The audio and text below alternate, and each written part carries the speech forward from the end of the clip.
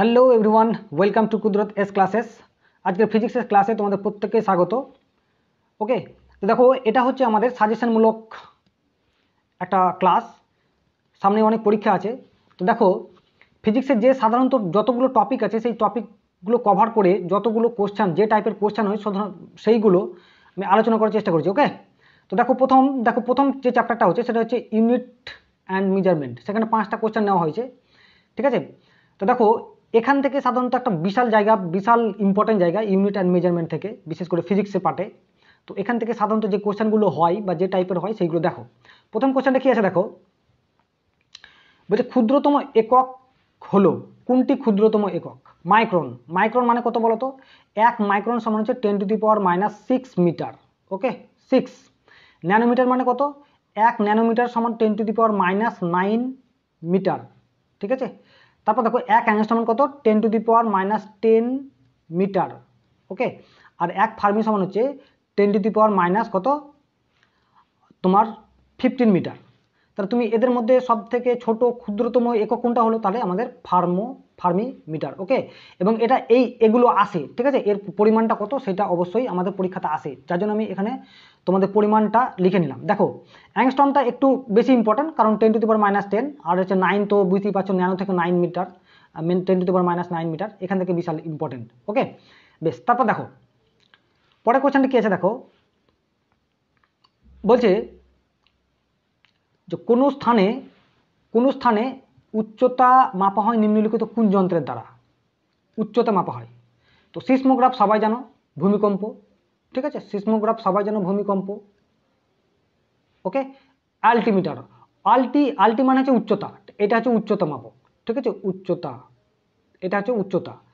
Anemometer মানে হচ্ছে বাতাসের গতিবেগ, ঠিক আছে, বায়ুর গতিবেগ। ওকে, অ্যানিমোমিটার মানে বায়ুর গতিবেগ, ঠিক। ব্যারোমিটার হচ্ছে বায়ুর চাপ, ঠিক আছে। বার মানে হচ্ছে চাপ, ঠিক আছে। চাপের একটা একক হচ্ছে বার, এই ব্যারোমিটার, তাহলে বায়ুর চাপ, ঠিক আছে। বায়ুর চাপ, ব্যারোমিটার হচ্ছে বায়ুর চাপ। তাহলে আমাদের এখান থেকে ইউনিট, মেজারমেন্ট অ্যান্ড ডিভাইস বা ইনস্ট্রুমেন্ট এগুলো প্রত্যেকটা কিন্তু আসে এই চ্যাপ্টার থেকে। খুবই ইম্পর্টেন্ট এই চ্যাপ্টারটা, তোমরা অবশ্যই লক্ষ্য রাখবে।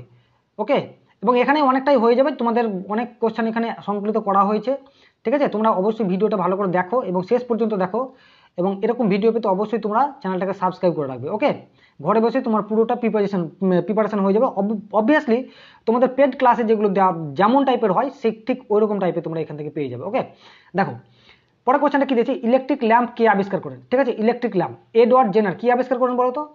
ঠিক আছে, পক্স আমাদের যে চিকেন পক্স যে হয়েছিল, বা চিকেন পক্সের যে ভ্যাকসিন, ঠিক আছে, ভ্যাকসিন তিনি সেটা আবিষ্কার করেছিলেন, ঠিক আছে। মার্কন কি আবিষ্কার করেছিলেন বলো তো?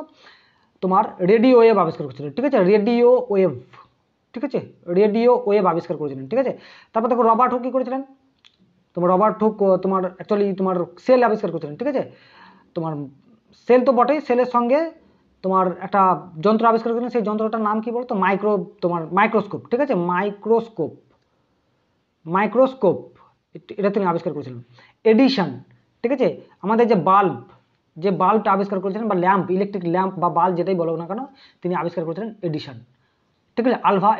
Michael Alva addition. ওকে, বেশ। এই আবিষ্কার থেকেও একটা এখান থেকে তোমাদের আসতে পারে, এখান থেকে খুব একটা ইম্পর্টেন্ট জায়গা। তারপর দেখো পরের কোশ্চেনটা কি দিয়েছে দেখো, ওজোন স্তরের ঘনত্ব পরিমাপ করা হয় কোন এককে? ওজোন স্তর, প্রথম আছে তুমি স্তরগুলোর নাম জেনে রাখো, ঠিক আছে। TSM, টিম, TIEM কথার মানে রাখো, ঠিক আছে। TSM, team. এখানে কি প্রথমটা হচ্ছে ট্রপোস্ফিয়ার, তারপর হচ্ছে স্ট্র্যাটোস্ফিয়ার, ঠিক আছে। স্ট্র্যাটোস্ফিয়ারেই থাকে ওজোন স্তর, ঠিক আছে। স্ট্র্যাটোস্ফিয়ারে কি থাকে বলতো? ওজন থাকে, ঠিক আছে। ওজনটা কি বলতো? ওজনটা হচ্ছে অক্সিজেনের অ্যালোট্রপ। অ্যালোট্রপ মানে কি? বহুরূপ, ঠিক আছে। অ্যালোট্রপ প্রচুর পরীক্ষাতে পড়েছে, অ্যালোট্রপি, ঠিক আছে। TROP, ট্রপি, অ্যালোট্রপি। মেসোস্ফিয়ার, ঠিক আছে, এইখান থেকে একটা হয়ে গেল। তারপর দেখো থার্মোস্ফিয়ার আর আয়নোস্ফিয়ার, এই দুটো একসঙ্গেই বলে, থার্মোস্ফিয়ার আর আয়নোস্ফিয়ার দুটোই বলে। একটা হচ্ছে এক্সোস্ফিয়ার, একটা হচ্ছে ম্যাগনেটোস্ফিয়ার, এটা পরীক্ষাতে আসে। এই যে আমাদের স্ট্র্যাটোস্ফিয়ারে ওজন থাকে, ঠিক আছে। আর ওজন দিবস কত বলো তো? 16 সেপ্টেম্বর, ঠিক আছে। 16 সেপ্টেম্বর, ঠিক আছে, ওজন দিবস। কারণ ওজন, দেখো ওজনের গন্ধ কি বলতো, এখানে একটা পরীক্ষাতে আসে যে ওজনের গন্ধ হচ্ছে আষ্টে টাইপের, আষ্টে। ঠিক আছে, কিরকম টাইপের বলো তো, আষ্টে, মানে আষ্টে, যেমন মাছ থাকে না, মাছে মাছে যেমন আষ্টে আষ্টে গন্ধ বাড়ে, সেরকম ওজনের একটা তোমার গন্ধ। তো এর যে ওজনের পরিমাণ, ঠিক আছে, তো এর এককে কি বলা হয়, ডবসন বলা হয়। ঠিক আছে, ডিবি বলা হয়। ঠিক আছে, ডবসন, ডবসন বলা হয়। বুঝা গেল? তারপর দেখো গ্রাম সেমি এরকম, মোল একটা খুব ইম্পর্টেন্ট জায়গা। মোল হচ্ছে পদার্থের পরিমাণের একক। ঠিক আছে, কিসের একক বলো তো, পদার্থের পরিমাণের একক, পদার্থের পরিমাণের একক, পরিমাণ বহুত ইম্পর্টেন্ট এটা কিন্তু। ঠিক আছে, পদার্থের পরিমাণকে কি বলা হয়, তোমার মোল বলা হয়। মিলিমিটার তো বুঝতেই পারছো দৈর্ঘ্যের একক, মিলিমিটার তো দৈর্ঘ্যের একক, তাহলে আমাদের ওজন স্তরের ঘনত্ব পরিমাপ কি, ডবসন একক। ঠিক আছে, এই ওজন তোমার একটা আরেকটা ইম্পর্টেন্ট, যে ওজন তোমার আবিষ্কার কে করেছেন, ফোরামেন। ফোরামেন বলে একজন বিজ্ঞানী, ফোরামেন। ঠিক আছে, ফোরামেন, ফোরামেন যে বিজ্ঞানী, তিনি এই ওজন লেয়ারটা আবিষ্কার করেছিলেন। এবং ওজন লেয়ার আমাদেরকে কি করে, আমাদের ওজন লেয়ার আমাদের যে অতি বেগুনি রশ্মি, সূর্য থেকে যে অতি বেগুনি রশ্মি আসে, ইউভি আল্ট্রাভায়োলেট রে আসে, সেইগুলো থেকে আমাদেরকে রক্ষা করে। ওকে, বেশ। তারপরে দেখো 20 হলো কিসের একক। ঠিক আছে, 20 হলো হচ্ছে তোমার তেজস্ক্রিয়তার একক। কিসের একক, তেজস্ক্রিয়তার একক। তেজস্ক্রিয়তা প্রথম কে আবিষ্কার করেন বলো তো, বেকারেল। ঠিক আছে, বেকারেল, খুব ইম্পর্টেন্ট, বেকারেল। এবং এই যে 20 একবার বিশেষে এসেছিল যে 20 যে সংকেত, ঠিক আছে, সিআই বলা হয়, 20 যে সংকেত সিআই বলা হয়। আর বেকারেল হচ্ছে এসআই একক। একটা কথা রাখো, তেজস্ক্রিয়তার বেকার হচ্ছে এসআই, আর সিজিএস একক হচ্ছে কি বলতো, তোমার 20। ঠিক আছে, আর বেকারেলকে কি বলতো, বি কিউ বলে, বি কিউ। বেকারেলকে তোমার সংকেত কি বলে, বি কিউ। ঠিক আছে, যেমন তোমার গ্রামকে জি বলে, ঠিক আছে, কেজিকে কেজি, গ্রাম কিলোগ্রামকে কেজি বলে, এরকম টাইপের তোমার 20কে সিআই বলে, আর হচ্ছে তোমার বেকারেলকে বি কিউ বলে। ওকে, এখানে আরেকটা দেখো, এখানে আরেকটা খুব ইম্পর্টেন্ট জায়গা, যে এক বেকারেল সমান, 1 সমান 1 সিআই সমান 3.70 ইন্টু 10⁻10। ঠিক আছে, ডিএসপি। ঠিক আছে, ডিকে, ঠিক আছে, পার ডিপিএস, ডিকে পার সেকেন্ড। ঠিক আছে, এটা পরীক্ষাতে আসে কিন্তু। আচ্ছা, তারপরে দেখো কি আছে, যে তারপরে হচ্ছে তাপমাত্রার একক কি বলো, প্রত্যেকেই জানো। ঠিক আছে, তাপমাত্রার একক কি বলো, তাপমাত্রার একক হচ্ছে, দেখো তাপমাত্রার একক কি বলো, সিজিএসে কি হচ্ছে ডিগ্রি সেন্টিগ্রেড, আর এসআই কি বলো তো, কেলভিন। ঠিক আছে, তাপমাত্রার একক বহুত ইম্পর্টেন্ট। তাপের একক সিজিএসে কি বলো, ক্যালোরি, আর এসআই কি বলো তো, জুল, এসআই জুল। শক্তির একক এসে হচ্ছে তোমার এসআই জুল। ঠিক আছে, এসআই হচ্ছে জুল, আর সিজিএসে কি বলো তো, আর্গ। কি বলে, আর্গ। সিজিএসে কি বলে বলো, আর্গ, শক্তির। তাহলে আমাদের এই ইউনিট অ্যান্ড মেজারমেন্ট থেকে আমাদের এরকম টাইপের কোয়েশ্চেন আসে, তো অন্ততপক্ষে একবার দেখে নেবে। ওকে, বেশ। তারপরে কি আছে দেখো, তারপর সেকেন্ড চ্যাপ্টার, ফিজিক্স পার্টের যে সেকেন্ড চ্যাপ্টার, সেটা হচ্ছে ফোর্স অ্যান্ড মোশন, অর্থাৎ মেকানিক্সের পার্ট, মেকানিক্স বলে এটাকে। ঠিক আছে, কি নাম, ফোর্স অ্যান্ড মোশন। বোঝা গেল? এখানেও আমি 5টা এখানে কোয়েশ্চেন নিয়েছি, বিশেষ করে যেহেতু এটা সাজেস্টিভ ক্লাস অবশ্যই। ঠিক আছে, এই ক্লাসগুলো অবশ্যই তোমরা ভালো করে শেষ পর্যন্ত দেখো, কারণ এখান থেকে তোমরা অনেক কিছুই কমন পেয়ে যাবে। কমন তো পাবেই, তার সঙ্গে কনসেপ্টও ক্লিয়ার হয়ে যাবে। দেখো 6 নম্বর কোয়েশ্চেনটা কি বলেছে, দেখো যে একটা বস্তু অনুভূমিক তলে সমদ্রুতিতে গমন করে। ঠিক আছে, সমদ্রুতি। এখানে একটা কথা বলেছে দ্রুতি। ঠিক আছে, দ্রুতি কথার ভালো করে, দ্রুতি, দ্রুতি আর হচ্ছে বেগ, বেগের মধ্যে পার্থক্য আছে কিন্তু। দ্রুতি মানে হচ্ছে একই জিনিস, কিন্তু কিন্তু কিন্তু কি বলতো, এটা হচ্ছে ভেক্টর রাশি। ঠিক আছে, বেগটা হচ্ছে ভেক্টর রাশি, আর দ্রুতির হচ্ছে স্কেলার রাশি। 1 নম্বর পার্থক্য। আর এর কোনো দ্রুতির কোনো দিক নেই।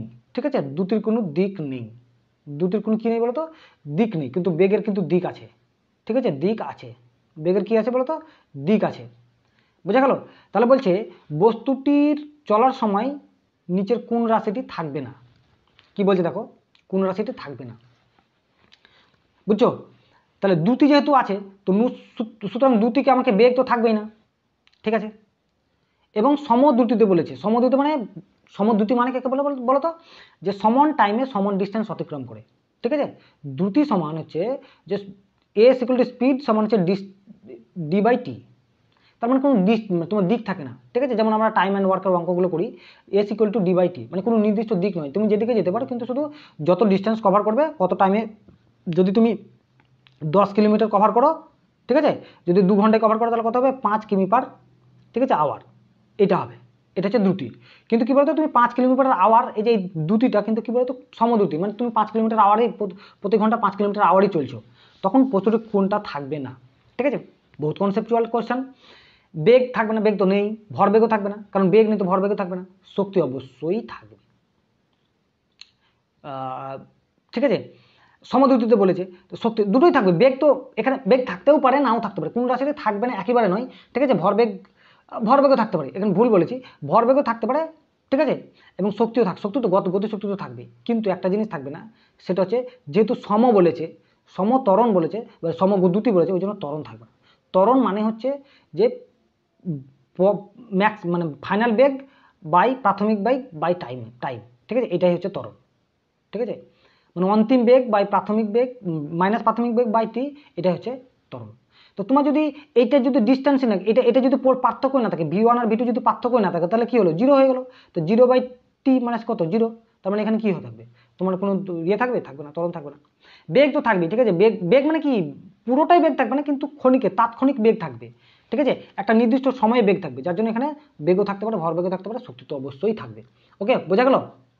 দেখো, তোমরা যদি সমস্যা হয় তো অবশ্যই তোমরা কমেন্টে জানাবে যে কোথায় সমস্যা হচ্ছে এবং কী ধরনের তোমাদের ক্লাস চাও তোমরা, সেগুলো অবশ্যই তোমরা কমেন্টে জানাবে। ওকে, 7 নম্বর কোশ্চেনটা দেখো, ঘর্ষণের বিরুদ্ধে কৃতকার্য কি?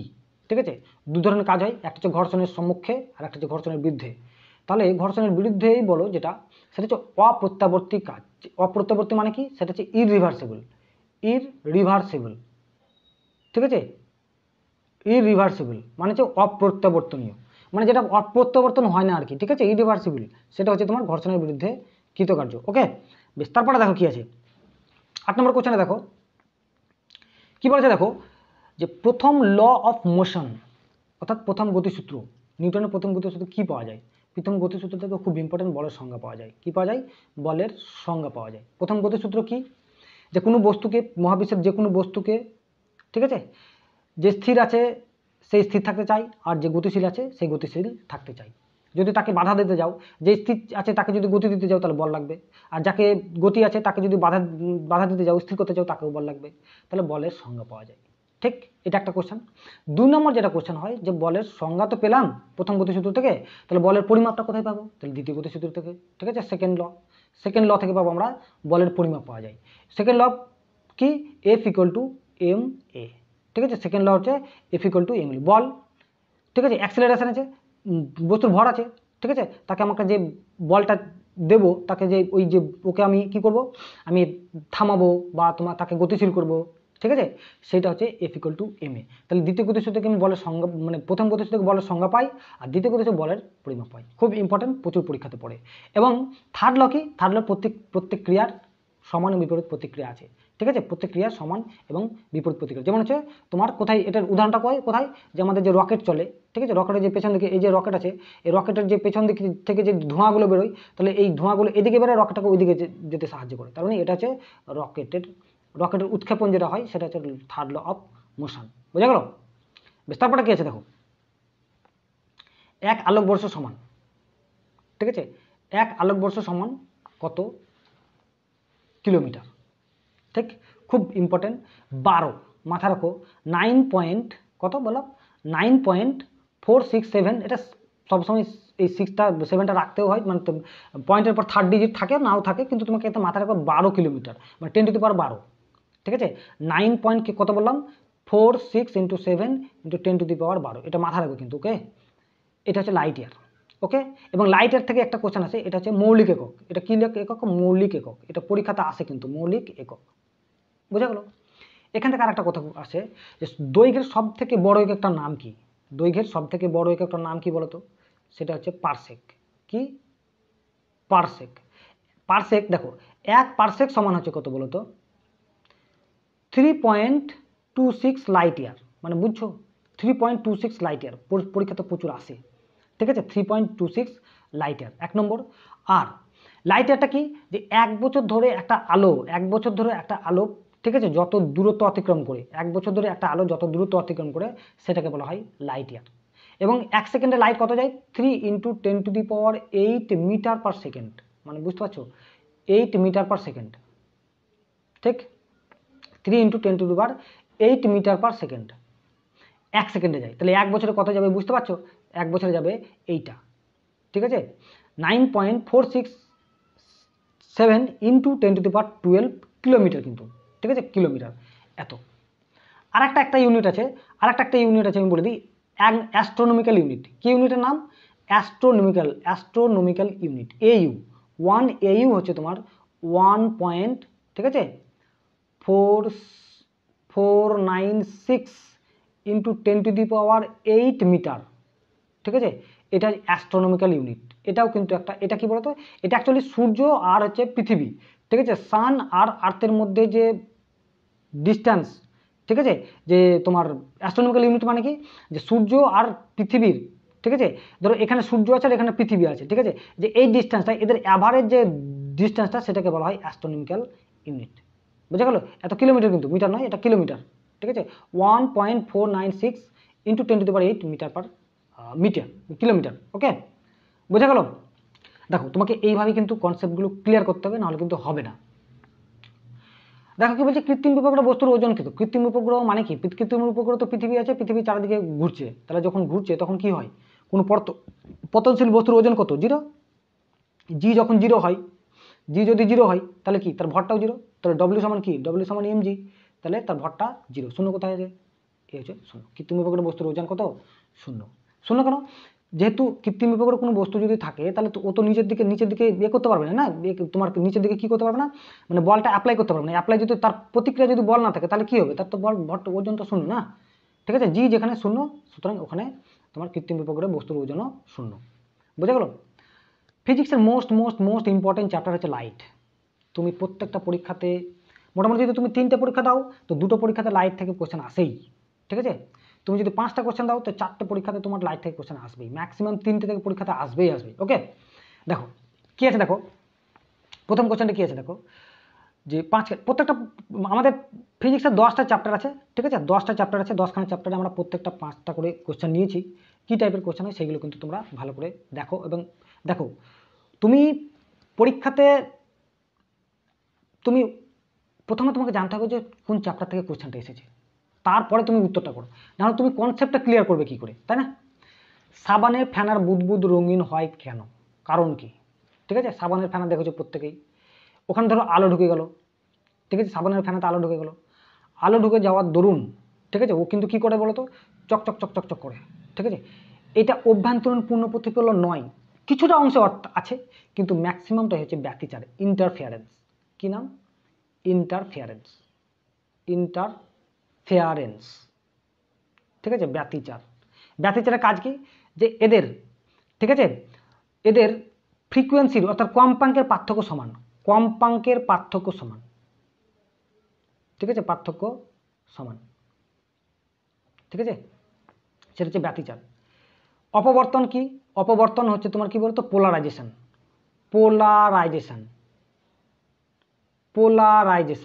ঠিক আছে, পোলারাইজেশন। অপবর্তনের নাম কি? পোলারাইজেশন। আর এটাই আলোকে কি করে, যে কোনো তড়িৎ চুম্বকীয় তরঙ্গকে, ভালো করে বুঝো, তড়িৎ চুম্বকীয় তরঙ্গকে প্রমাণ করে এই অপবর্তনটা। এটা বহুত ইম্পর্টেন্ট।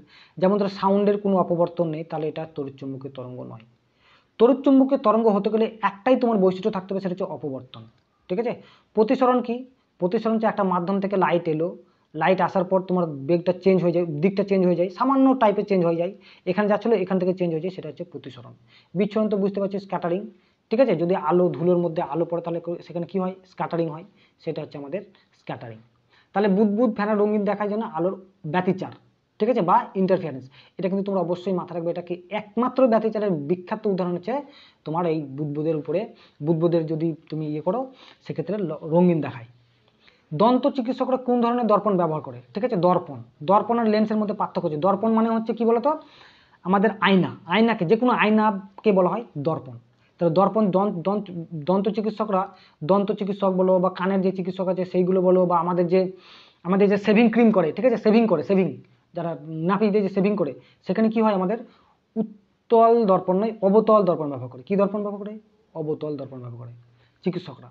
এই অবতল দর্পণের ক্ষেত্রে কি হয়, এক্ষেত্রে একটাই মাত্র কেস, এই অবতল দর্পণ কি করছে, অসৎ, সবসময় কিন্তু কি হয়, সৎ প্রতিবিম্বিত হয়, অসৎ, ঠিক আছে, বিবর্ধিত, ঠিক আছে, ঠিক আছে, আর হচ্ছে তোমার ইরেক্টেড অর্থাৎ হচ্ছে সমশীর্ষ, সমশীর্ষ আমাদের প্রতিবিম্ব উৎপন্ন করে। এই তিনটে বৈশিষ্ট্য আছে এই অসৎ। এই অসৎকে এই তোমার দর্পণ ব্যবহার করা হয় কখন, এটা কখন হয় যখন পোল, ধরো এটা হচ্ছে একটা তোমার দর্পণ, ঠিক আছে, এটা একটা দর্পণ, এখানে দেখো এটা হচ্ছে মেরু আর এটা হচ্ছে ফোকাস। বস্তু যখন মেরু আর ফোকাসের মধ্যে থাকে, খুব ইম্পর্টেন্ট, বস্তু যখন মেরু আর ফোকাসের মধ্যে থাকে তখন কিন্তু এই কেসটা ঘটে, ঠিক আছে, এই অসৎ, বিবর্ধিত আর সমশীর্ষ। বাকি সমস্ত ক্ষেত্রেই সৎ, ঠিক আছে, বিবর্ধিতও হতে পারে, ঠিক আছে, বিবর্ধিতও হতে পারে, ছোটও হতে পারে, কোনো ব্যাপার নেই, কিন্তু অবশিষ্ট হয়, অবশিষ্ট, ওকে, অবশিষ্ট হয়। বেশ, তারপরে কোশ্চেনটা দেখো কি আছে। আলোর প্রতিসরণ সূত্র কে আবিষ্কার করেন? ঠিক আছে, স্নেলের সূত্র, ঠিক আছে। মিউ সমান প্রতিসরণ, মিউ সমান কি সাইন আই, ঠিক আছে, আপাতন কোণের সাইন অনুপাত আর হচ্ছে প্রতিসরণ কোণের সাইনের প্রতিসরণ কোণ, সাইন আই বাই সাইন আর, সেটা হচ্ছে তোমার স্নেলের সূত্র, ওকে, স্নেলের সূত্র। তারপরে দেখো 14 কোশ্চেনটা কি দিয়ে আছে, ক্যামেরাতে ফোকাস করতে যা বদলাতে হয়, ক্যামেরাতে যখন ফোকাস করি আমরা, ঠিক আছে, তখন কি বদলাতে হয় বলো। আমাদের লেন্সের যে ফিল্ম আছে না, পর্দা আছে না, পর্দার লেন্স থেকে যে পর্দার দূরত্বকে আমাদের কি করতে হয়, আমাদের বদলাতে হয়, যার জন্য আমাদের বিভিন্ন ফোকাস দৈর্ঘ্য চেঞ্জ হয়, বোঝা গেল। তারপর কোশ্চেনটা কি আছে দেখো, বার্নিং গ্লাস কি? বার্নিং গ্লাস দেখেছো সবাই, প্রত্যেকে যে আমরা দেখেছি বার্নিং গ্লাস, যে তোমার এর কি বলে, সূর্যের আলোতে যদি একটা লেন্স ধরি, ঠিক আছে, সেই লেন্সটা কি বলতো, উত্তল লেন্স। বার্নিং গ্লাস, সেটাকে বার্নিং গ্লাস বলে, সেটা উত্তল লেন্স। যদি এরকম একটা গ্লাস থাকে, প্রত্যেকে আমরা দেখেছি, দেখবা যে যদি আমাদের সূর্যের আলো পড়ে, একটা জায়গায় এখানে যদি একটা কাগজকে রেখে দাও, তাহলে কি বলতো, এখানে আমাদের পুড়ে যায়, কাগজটা আগুন লেগে যায়। কেন বলতো, এখানে উত্তল লেন্সগুলোকে, তোমার রে অফ লাইটগুলোকে কি করে, একটা জায়গায় একটা নির্দিষ্ট পয়েন্টে কনভার্জ করে, ঠিক আছে, যার জন্য আমাদের ওখানে তাপটা, হিটটা প্রচুর উৎপন্ন হয়, যেটা আগুনটা লেগে যায়, ঠিক আছে, ওটা হচ্ছে উত্তল লেন্সের বার্নিং গ্লাস। বার্নিং মানে তো তাপ, তাই না, বোঝা গেল। তারপর কি আছে দেখো, ইলেকট্রিসিটি অ্যান্ড ম্যাগনেটিজম, ঠিক আছে, বহুত ইম্পর্টেন্ট চ্যাপ্টার, এটাও ফিজিক্সের একটা বহুত ইম্পর্টেন্ট চ্যাপ্টার, যেটা হচ্ছে ইলেকট্রিসিটি অ্যান্ড ম্যাগনেটিজম, ওকে। দেখো কি বলেছে, ডায়নামো যা বিদ্যুৎ উৎপন্ন করে, তা যার ভিত্তিতে কাজ করে তা হলো কি, ডায়নামো কি, ডায়নামোতে কি করে, আমাদের যান্ত্রিক মেকানিক্যাল এনার্জি থেকে আমাদের ইলেকট্রিক এনার্জিতে কনভার্ট করে, ঠিক আছে, মেকানিক্যাল এনার্জিতে কি করে, ইলেকট্রিক্যাল তোমার এনার্জিতে কনভার্ট করে, বোঝা গেল। ডায়নামো। মোটর কি করে, মোটর কি করে গো, উল্টোটা, ইলেকট্রিক্যাল ইঞ্জিনিয়ারিং এনার্জি থেকে মেকানিক্যাল এনার্জিতে আমাকে কি করে কনভার্ট করে, ঠিক আছে, মেকানিক্যাল এনার্জি অর্থাৎ যান্ত্রিক শক্তি, মানে তড়িৎ শক্তি থেকে যান্ত্রিক শক্তিতে কনভার্ট করে, খুব ইম্পর্টেন্ট ডায়নামো। আগে ডায়নামো প্রচুর চলতো, ঠিক আছে, আমাদের মেশিনপত্র যেগুলো ইয়ে তো ডায়নামো, ঠিক আছে। তাহলে আমাদের শক্তির স্থান পরিবর্তনকারী হচ্ছে কি বলতো, আমাদের ডায়নামো হলো, শক্তির স্থাপনকারী মানে পরিবর্তনকারী হচ্ছে ডায়নামো।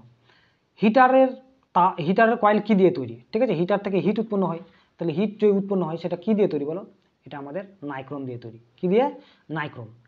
নাইক্রোমে কি থাকে বলো তো, নিকেল থাকে, ঠিক আছে, ক্রোমিয়াম থাকে, প্লাস লোহা থাকে। কি কি থাকে, নিকেল থাকে, ক্রোমিয়াম থাকে, আর লোহা থাকে, এটা হচ্ছে নাইক্রোম। ইলেকট্রিক ইস্ত্রি, ঠিক আছে, ইস্ত্রিতেও কিন্তু কি থাকে বলতো,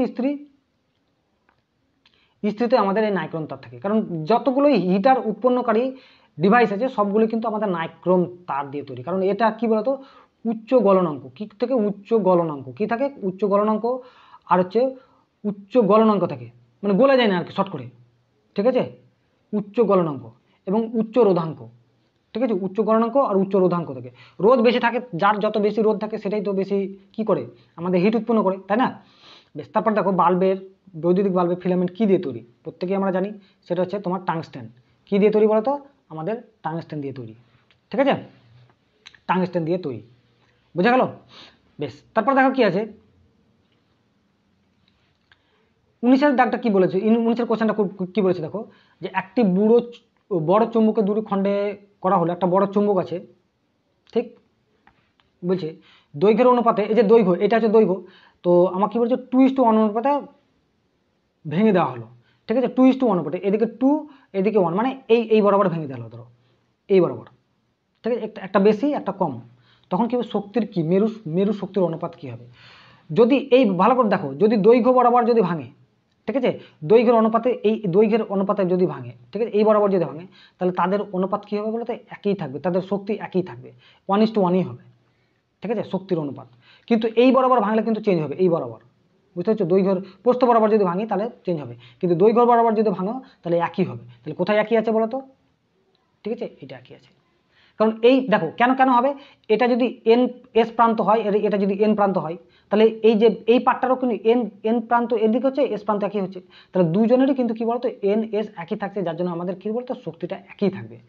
মাথা রাখো, কিন্তু খুব ইম্পর্টেন্ট এবং কনসেপচুয়াল। তুমি যদি না জানো এগুলো মুখস্থ করে হয় না, বিশেষ করে ফিজিক্সের ম্যাক্সিমাম কোশ্চেনই আমাদের মুখস্থ করে হয় না, এটা কিন্তু তোমরা মাথায় রাখবে। ওকে, বেশ কি আছে দেখো, নিম্নলিখিত যৌগগুলির মধ্যে কোনটি প্যারাম্যাগনেটিক? 3 রকমের আছে, ডায়াম্যাগনেটিক আছে, ফেরোম্যাগনেটিক আছে, আর কি আছে বলতো, আর তোমার প্যারাম্যাগনেটিক আছে।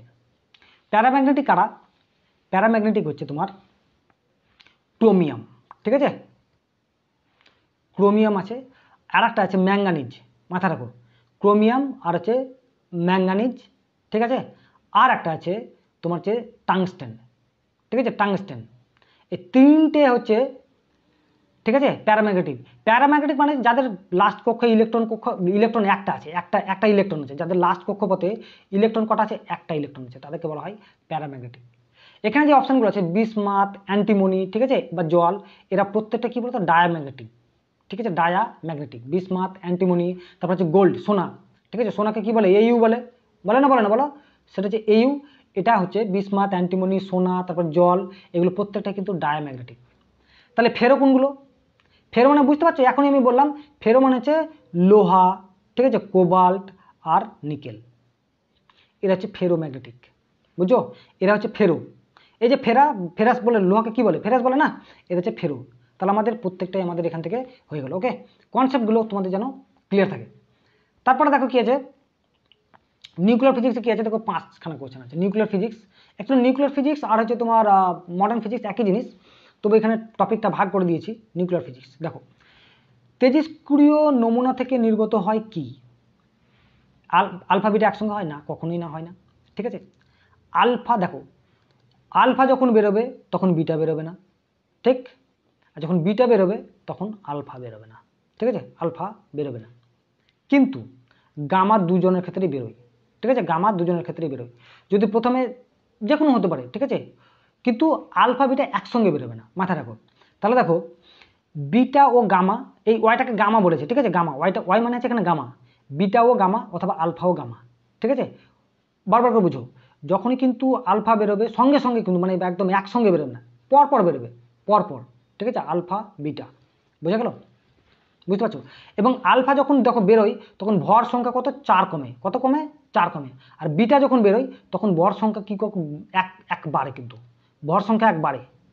বুঝতে পারছো না বলো, বারবার করে বলছি দেখো, যখন তোমার আলফা বেরোবে না তখন ভর সংখ্যা 4 কমবে, ওকে, কারণ আলফা সমান হচ্ছে 4 ভর সংখ্যা সম্পূর্ণ।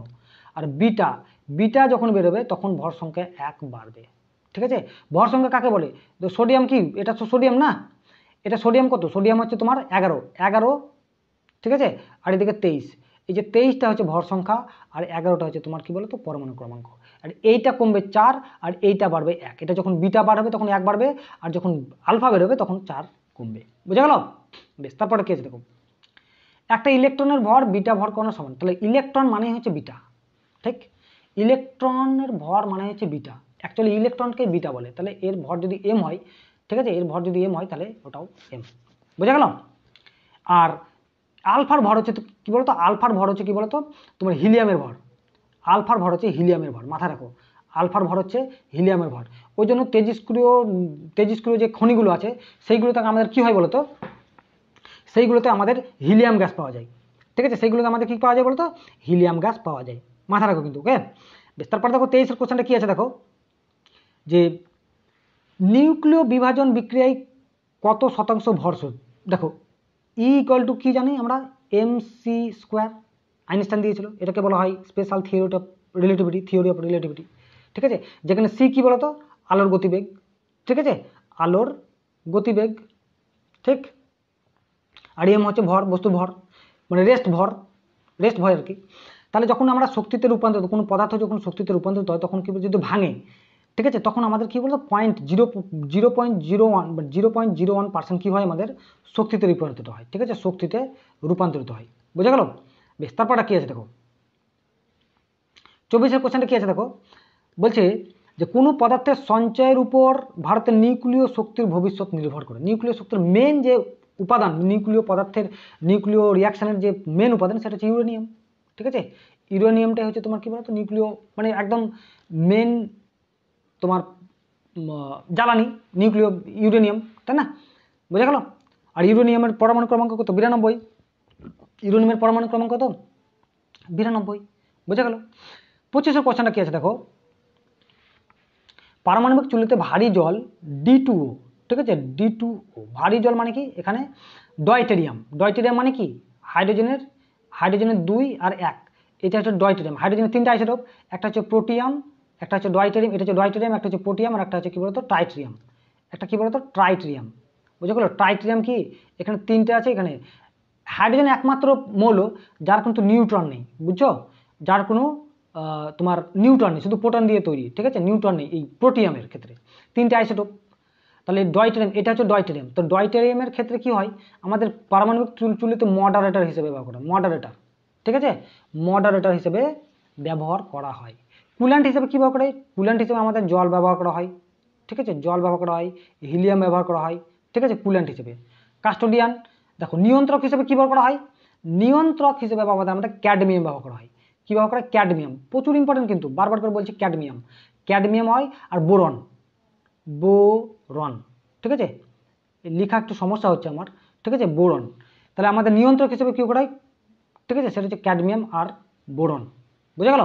বেশ, তারপর কি আছে দেখো, থার্মাল ফিজিক্স থেকে আমাদের 5খানা কোশ্চেন এসেছে। থার্মাল ফিজিক্সেও একটা খুব ইম্পর্টেন্ট চ্যাপ্টার, পরীক্ষাতে আসে। দেখো, মানে থার্মাল বলতে গেলে তাপীয় যে ফিজিক্স, সেটা তাপবিজ্ঞান। তাপ পরিবাহী তরল হলো একমাত্র তাপ পরিবাহী তরল, সেটা হচ্ছে পারদ, ঠিক আছে, যার জন্য আমাদের থার্মোমিটারে ব্যবহার করা হয়, ঠিক আছে, থার্মোমিটার আমাদের ব্যবহার করা হয় তাপমাত্রার ক্ষেত্রে। তারপর দেখো কি বলেছে কোশ্চেনটা, দুটি বরফের খণ্ডকে জোর করে চাপ দিয়ে এক খণ্ডে পরিণত করা হয়।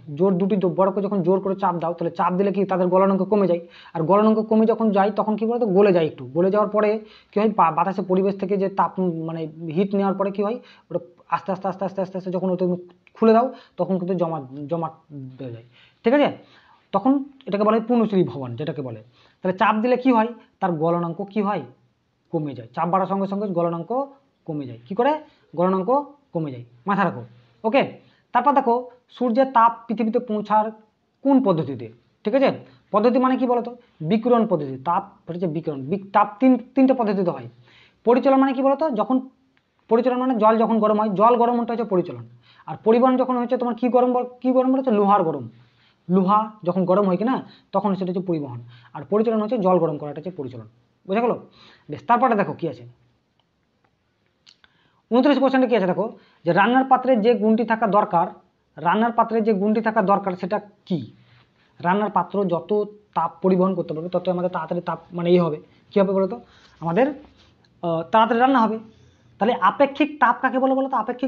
আপেক্ষিক তাপ হচ্ছে যে তাপের ধারণ ক্ষমতা, একটা পদার্থের তাপের ধারণ ক্ষমতা কত পার কেজিতে তাপের ধারণ কত তাপ নিতে পারে, ও তাপ গ্রহণ করতে পারে, সেটা হচ্ছে আপেক্ষিক তাপ, ঠিক আছে, কেজিতে বা গ্রামে পার ইউনিট একক ভরে।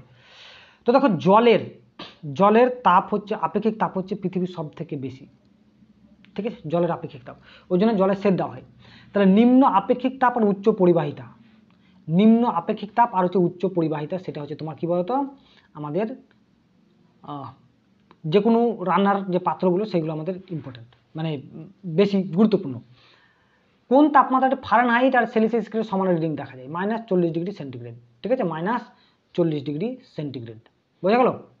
জেনারেল প্রপার্টিজ অফ ম্যাটার প্রচুর পরীক্ষাতে আসে। জেনারেল প্রপার্টিজ অফ ম্যাটার থেকে নিম্নলিখিত কোথায় ভাব তৈরিতে সব থেকে বেশি সময় নেবে, ঠিক আছে, সব থেকে বেশি সময় নেবে, ভূপৃষ্ঠে সব থেকে বেশি সময় নেবে। দেখো উপরে গেলেও চাপ কমে, নিচে গেলেও চাপ কমে, আর চাপ কমলে পরে কি বলতো, জলের স্ফুটনাঙ্ক কমে, ঠিক আছে, স্ফুটনাঙ্ক যদি কমে তাহলে তাড়াতাড়ি তো শুদ্ধ হবে না, সিদ্ধ হবে কি? তো সমুদ্রের 100 মিটার নিচে, 100 মিটার যদি নিচে দাও তাও চাপ কমবে, চাপ কমলে তোমার স্ফুটনাঙ্ক কমবে। সমুদ্র পৃষ্ঠে উচ্চতায়, হ্যাঁ সমুদ্র পৃষ্ঠে উচ্চতাই হচ্ছে তোমার কি বলতো, তোমার সব থেকে বেশি সময় নেবে বলেছে না, বেশি।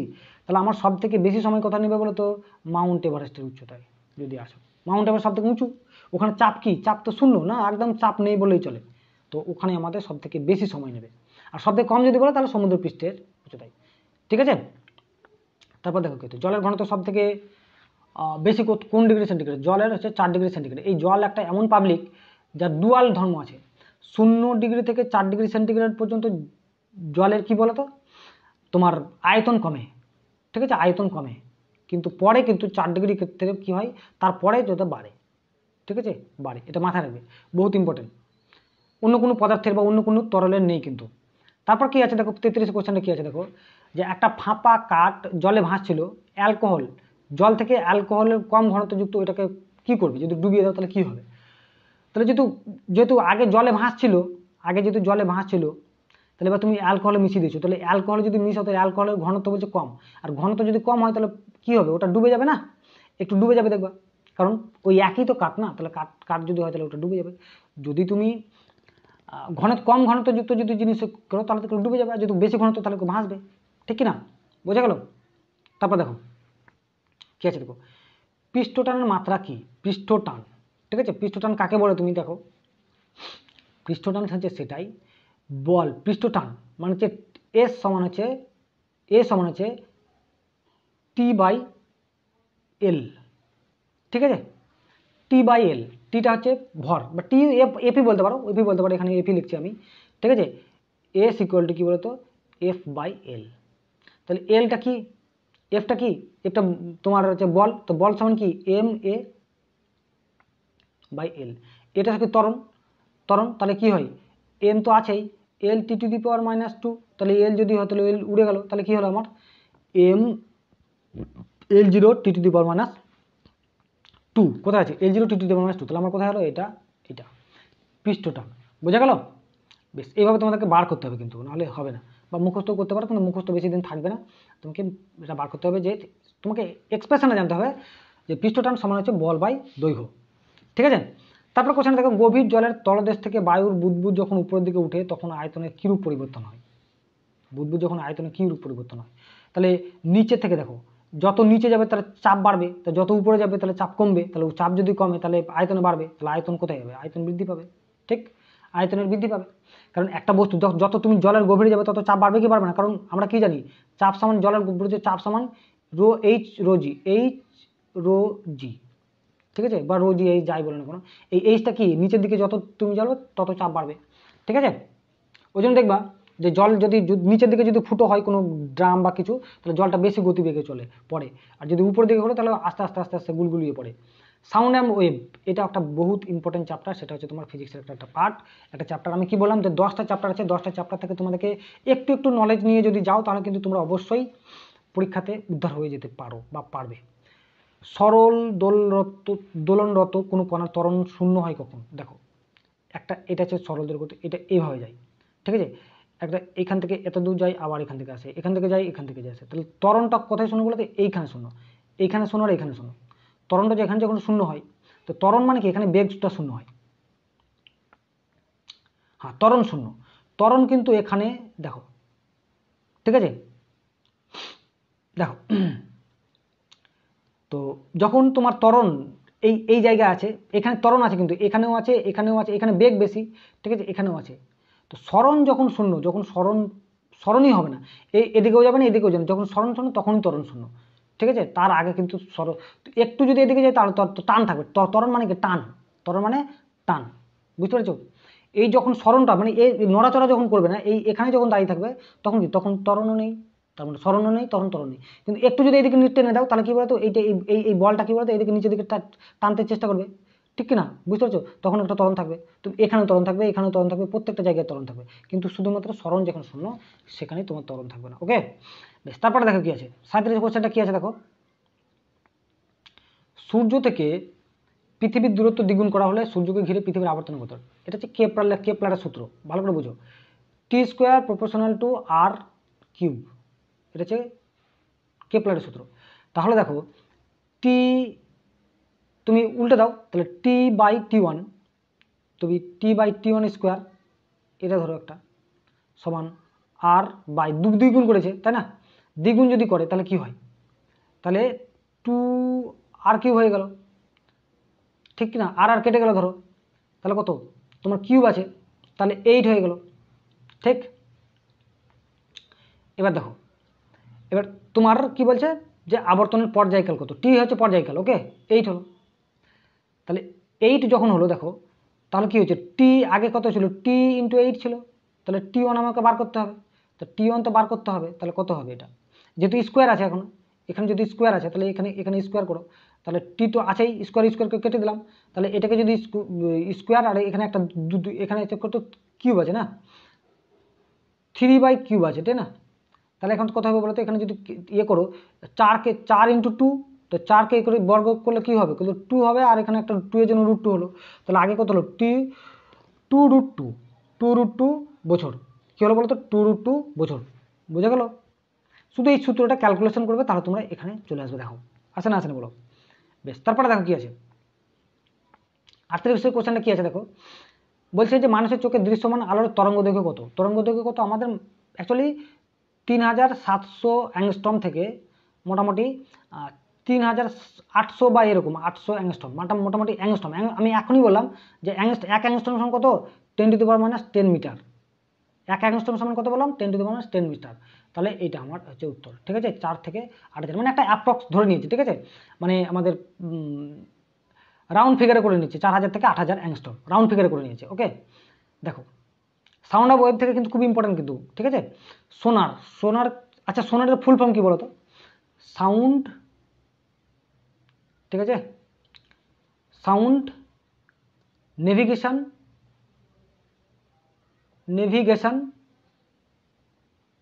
And ranging, sound navigation and range, এটা ফুল ফর্ম পড়ে কিন্তু আবার অনেক সময়। এটা যখন তোমার কি বলতো, নৌকা যখন সমুদ্রে নৌকা যায়, ঠিক আছে, যখন সমুদ্রে যখন নৌকা যায় তখন কি হয় বলতো, এখান থেকে একটা যন্ত্র থাকে, সোনার বলে একটা যন্ত্র থাকে, এই যন্ত্র থেকে একটা ইয়েকে পাঠায়, সাউন্ডকে পাঠায়, এই সাউন্ডকে পাঠিয়ে কেন পাঠায়, যে ওর সামনে কিছু আছে কিনা, কোনো বরফের চাঁই বা পাহাড় আছে কিনা, তখন এটা ধাক্কা মেরে আবার এখানে চলে আসে, ঠিক আছে, ধাক্কা মেরে আবার চলে আসে, তার মানে এটা প্রতিফলনের কাজ করে, প্রতিফলন। সোনার কি বৈশিষ্ট্য মনে করে, প্রতিফলন, ঠিক আছে। সোনার কি ফুল ফর্মটা বললাম, সাউন্ড নেভিগেশন অ্যান্ড রেঞ্জিং, বুঝা গেল? তারপর দেখো কি আছে, তারপর দেখো শব্দের গতিবেগ নিচের কোনটির উপর নির্ভর করে না, গতিবেগ কিন্তু, ঠিক আছে, তাপমাত্রার উপর নির্ভর করে, তাপমাত্রার উপর নির্ভর করে, কারণ কি বলতো, ভি সমান √Γ/T/D, এটা মাথায় রাখো।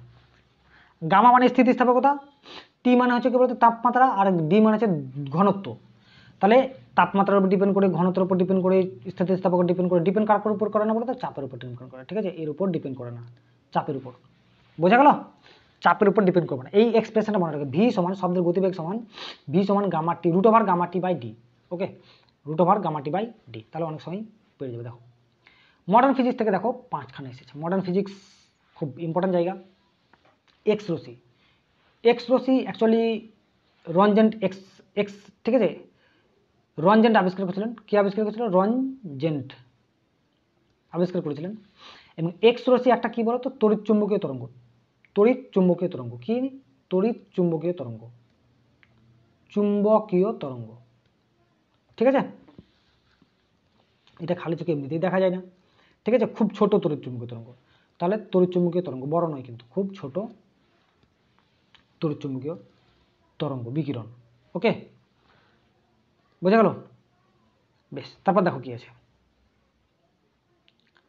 অণুর গঠন সম্পর্কিত সর্বপ্রথম পরীক্ষামূলক গবেষণা করেন কে, অণুর গঠন সম্পর্কে আমাদের রাদারফোর্ড প্রথম গবেষণা করেন, রাদারফোর্ড, ঠিক। থমসন কি আবিষ্কার করেন, ইলেকট্রন আবিষ্কার করেন, ঠিক আছে, থমসন। স্যাডউইক কি আবিষ্কার করেন, নিউট্রন আবিষ্কার করেন, ঠিক আছে, আর রাদারফোর্ড আমাদের কিন্তু প্রোটন আবিষ্কার করেন, ঠিক আছে। কিন্তু পরবর্তীকালে গোল্ডস্টেইন কিন্তু প্রোটনের নামটা দেয়, ঠিক আছে, এই প্রোটনের নামটা দেন, ঠিক আছে।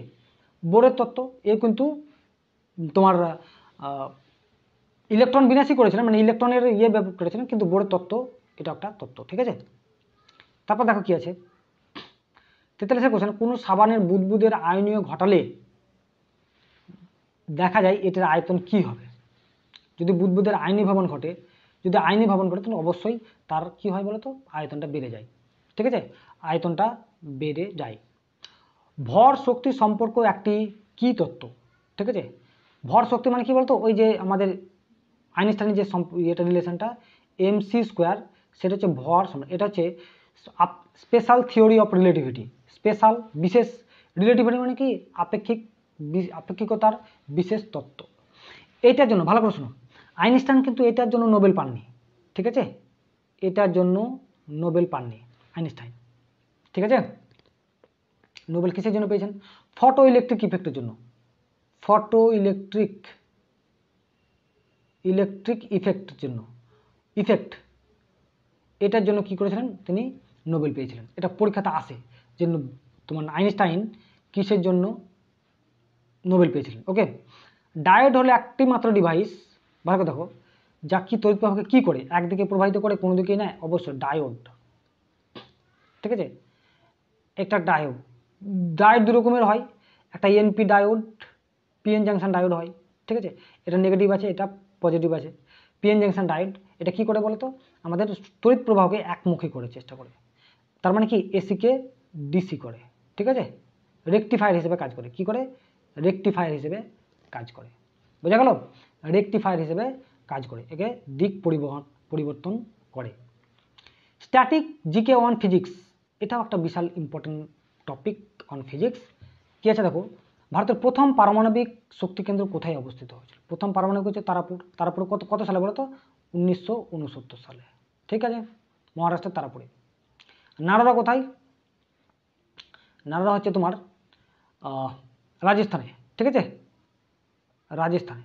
কৈগা হচ্ছে কর্ণাটকে, আর কাকড়াপাড়া হচ্ছে তোমার গুজরাটে। কাকড়াপাড়া কোথায়? গুজরাটে। সব থেকে প্রথম যেটা হচ্ছে সেটা হচ্ছে তারাপুর। 47 হচ্ছে কোশ্চেনে দেখো, বার্ক ভাবা অ্যাটমিক রিসার্চ সেন্টার কোন শহরে অবস্থিত? অবশ্যই মুম্বাই অবস্থিত। কোথায়? মুম্বাইয়ে অবস্থিত ভাবা অ্যাটমিক রিসার্চ সেন্টার। প্রথম সম্পূর্ণ নিজস্ব তত্ত্বাবধানে তৈরি রকেট কোনটি? ভারতের প্রথম রকেট নিউটনের থার্ড ল মেনে চলে, বিক্রম এস, এটা হচ্ছে প্রথম তৈরি তোমার rocket Indian. Institute of mathematical science কোথায় অবস্থিত? অবশ্যই চেন্নাই অবস্থিত। কোথায় অবস্থিত বলো তো? চেন্নাই অবস্থিত। কোথায়? চেন্নাই, বোঝা গেল? তারপর দেখো, যেহেতু স্ট্যাটিক পোর্শন তো খুব নেই, তারপর দেখো পিয়ের অগস্তিনি আর Anne L'Huillier and Ferenc Krausz এই বছরই কি পেয়েছে? 2023 সালে, এই বছর নয় 2024 চলছে, 2023-এ নোবেল পান কোন বিষয়ের? আলোর যে অটো সেকেন্ড স্পন্দন যে তৈরি করেছেন, ঠিক আছে, অটো সেকেন্ড মানে অটো মানে কি বলতো? 10 to the power minus, sorry এখানে গন্ডগোল পাকলো, 10 টু দি পাওয়ার মাইনাস, দেখো 10 টু দি পাওয়ার মাইনাস 18, ঠিক আছে, 18 সেকেন্ড, 18 কি বলতো meter. 1 attosecond 10 to the power 8 মানে 18, তাহলে অ্যাটোই বটে, তাই না? অ্যাটোই। এইটা আবিষ্কার করেছেন বলেই তেনারা কি পেয়েছেন? নোবেল পুরস্কার পেয়েছেন, ঠিক আছে। তো দেখো, আজকে আমরা 50খানা কোশ্চেন আলোচনা করলাম ফিজিক্সের। প্রত্যেকটা টপিক কিন্তু আমরা কভার করেছি। এই টপিকগুলো কিন্তু আমাদের এই টাইপের কোশ্চেন আসবে। টপিকগুলো আরও আমি ভবিষ্যতে এরকম ক্লাস দেবো তোমাদের ডিমান্ড অনুযায়ী। তোমরা অবশ্যই বলবে যে কীরকম টাইপের তোমরা ভিডিও চাও, ঠিক আছে। তবে ক্লাসটা যদি তোমাদের ভালো লেগে থাকে তাহলে অবশ্যই তোমরা চ্যানেলটাকে সাবস্ক্রাইব করে রাখবে এবং লাইক করতে ভুলবে না এবং কমেন্ট করতেও ভুলবে না। তো ওকে, আজকে এটুকুই, থ্যাংক ইউ।